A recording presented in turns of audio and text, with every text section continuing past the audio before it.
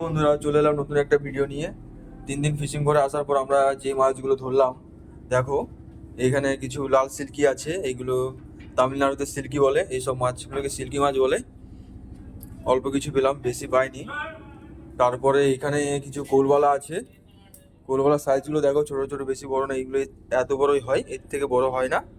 কৌলবালা আরও ছিল, এখানে সব তোলা হয়ে গেছে। অল্প কিছু আছে, আর এইখানে আছে অল্প কিছু। এই মাছ বেশি বড় হয় না, এতটুকুই হয়, এর থেকে বেশি বড় হয় না। ঠিক আছে। তারপরে এইখানে কিছু ছুরি মাছ পেলাম, আমরা ছুরি মাছ বলি, কিন্তু এখানে চাওয়ালা বলে। দেখো, এইগুলো আমরা খাওয়ার জন্য রেখে দেবো।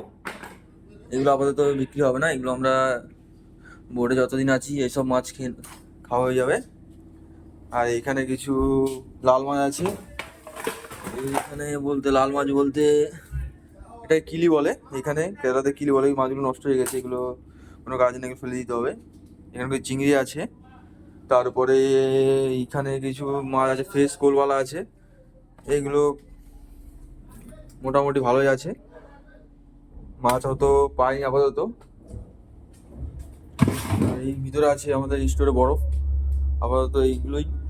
ভিডিওটা ভালো লাগলে অবশ্যই লাইক একটা শেয়ার করবেন, তাহলে আমি এর পরিবর্তীকালে আরও ভালো ভালো ভিডিও আনতে চেষ্টা করব।